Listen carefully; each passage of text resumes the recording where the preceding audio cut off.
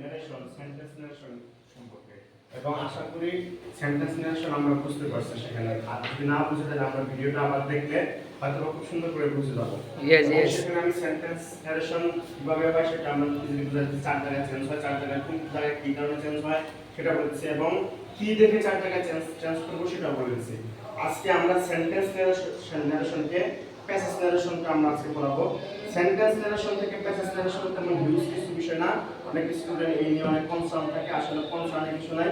শুধুমাত্র আমার সাথে যদি টুকরোটার থেকে আমার কাছে তাহলে টুকরোটাকে আমি লম্বা করতে পারবো, মানে স্টেপ থাকলে তার মানে ট্যাপ দিয়ে জোড়া লাগাইলেই হয়ে যাবে। ঠিক তেমনি ভাবে প্যাসেজ narration আমরা করব। প্যাসেজ narration করার আগে আমরা এই একটা রুলস যদি আপনারা বুঝতে পারেন তাহলে হয়তো বা খুব সহজ হয়ে যাবে। যেমন দেখেন ইয়েস থাকলে বাক্যের মধ্যে যদি কি থাকে, ইয়েস থাকে, কি থাকে, ইয়েস থাকে, তাহলে রিপ্লেস ইন দা অ্যাফার্মেটিভ হবে। আর যদি নেগেটিভ কথা নো থাকে, নেগেটিভ ওয়ার্ড নো থাকে, তাহলে কি হবে, রিপ্লেস ইন দা নেগেটিভ হবে। তাহলে ইয়েস থাকলে কি হবে, রিপ্লেস ইন দা অ্যাফার্মেটিভ, আর নেগেটিভ হলে রিপ্লেস ইন দা নেগেটিভ। কিন্তু ইয়েস এবং নোর পরে যদি আরো অংশ থাকে সেই অংশটা অ্যাড করতে হলে আমাকে এন্ড অ্যাডেড এবং and also told and answered এই ধরনের আরো যদি ইত্যাদি আরো ধরনের কিছু ওয়ার্ড থাকে তাহলে সেগুলো আমরা নিতে পারবো।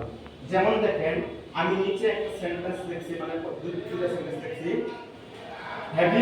Have you finished editing my TikTok video সেই সাদিয়া, এন্ড তারপরে বলতেছে no I will finish it tomorrow said Nahid.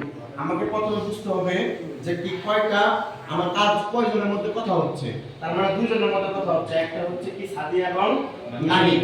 এই দুইজন হচ্ছে বাক্যের মেইন সাবজেক্টিভিটি। তার মানে এখন আমি যদি কথা বলি, এখন আমি আসলে প্রথমে সেন্টেন্সের এই অংশটা দেখব বলছি, ইনভার্টেড কমার ভিতরের অংশ।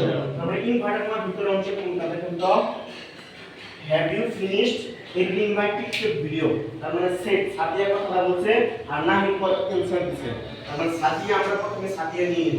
তার মানে এটা কোন সেন্টেন্স বলতে পারবেন, এটা কোন সেন্টেন্স, ইন্টারোগেটিভ সেন্টেন্স। ইন্টারোগেটিভ। আসসালামু আলাইকুম, কে বলছিলেন? জি জি জি,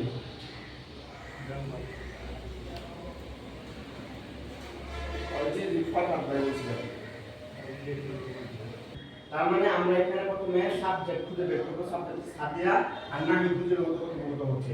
আর সেন্টেন্সটা আমরা কি পাচ্ছি, সেন্টেন্স না সহজ উপায়, বাক্যের শেষে যদি আপনার এরকম কোনো চিহ্ন থাকে তার মানে সেটা ইন্টারোগেটিভ। এই বাক্যের মধ্যে ইন্টারোগেটিভ এরকম চিহ্ন আছে তার মানে ইন্টারোগেটিভ সেন্টেন্স। এটা ইন্টারোগেটিভ সেন্টেন্স হলে একটু কি হয় বলছি, আস্কড হবে। তার মানে আমি সাদিয়া দিলাম, সাদিয়া আস্কড কাকে বলছে, নাহিদকে, তাই না? তাহলে নাহিদ, সাদিয়া আস্কড নাহিদ। দ্বিতীয় পরিবর্তন কি, ইনভার্টেড কমা। ইনভার্টেড কমার পরিবর্তে ইনভার্টেড কমার পরিবর্তে ইন্টারোগেটিভ সেন্টেন্স কি হয়, ই প্রথমে ডাব্লিউএস কোশ্চেন। বাক্যের মধ্যে কোথাও ডাব্লিউএস কোশ্চেন আছে না, তাহলে সেক্ষেত্রে আমাকে কি দিতে হবে, ইফ দিলাম। ইফ এর পরে তৃতীয় পারসন, তৃতীয় কথা হচ্ছে তৃতীয় পারসন।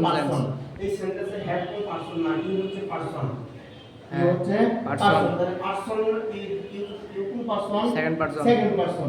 সেকেন্ড পারসনের দুইটা ফর্ম একই রকম, ইউ এবং ইউ দুইটা একই রকম। তাহলে দুইটা আমার বুঝতে গেলে যদি ভার্বের আগে হয় প্রথম ইউ, ভার্বের পরে হলে অবজেক্টিভ দ্বিতীয় ইউ, তাহলে সেক্ষেত্রে এটা হচ্ছে ভার্বের আগে তার মানে ফার্স্ট, তাহলে ইউ সেকেন্ড পারসন কাকে ধরবে, অবজেক্টকে। এই বাক্যের মধ্যে অবজেক্ট কোনটা, নাহিদ। নাহিদের প্রোনাউন কি, হি। তাহলে হি নিলাম, এটার পরিবর্তে হি নিলাম। ভার্বের ওয়ান থাকলে ভার্বের কি হয়, টু হয়। তার মানে ভার্বের ওয়ান থাকলে ভার্বের টু হয়। তাহলে সেক্ষেত্রে হ্যাভের ভার্বের টু কি বলেন, হ্যাড। হ্যাভের ভার্বের টু কি, হ্যাড।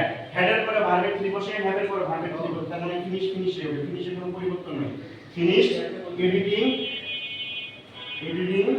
এখন আসেন মাই কোন পারসন, ফার্স্ট পারসন। ফার্স্ট পারসনের কোন ফর্ম, থার্ড ফর্ম। তাহলে মাই কাকে ধরবে, অবজেক্টকে। মাই ধরবে সাবজেক্টকে। সাবজেক্ট ফার্স্ট পারসন কাকে ধরবে, সাবজেক্টকে। সাবজেক্ট কোনটা, সাদিয়া। সাদিয়ার প্রোনাউন কি, শি। আর তাহলে শি থার্ড ফর্ম কি, হার। তাহলে সেক্ষেত্রে আমার হবে হ্যাঁ।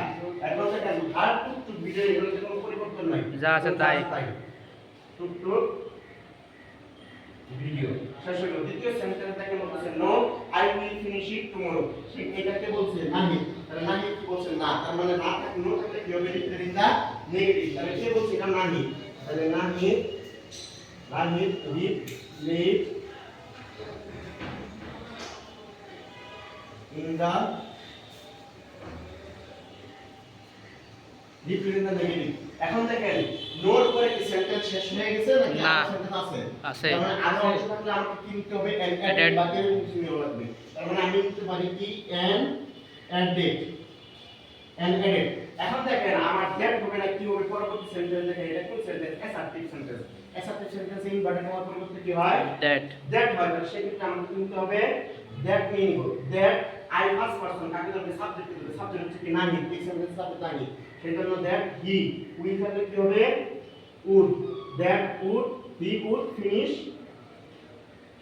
ফিনিশ ইট টুমরো হলে কি দা নেক্সট ডে। এইটা হয়ে গেল আমাদের প্রেজেন্টেশন। প্রেজেন্টেশন তেমন কিছু না, আমরা খুব সহজে বুঝতে পারবো। যদি না বুঝতে পারেন ভিডিওটা রিপিট করবেন তাহলে খুব সহজে পেয়ে যাবেন। Thank you.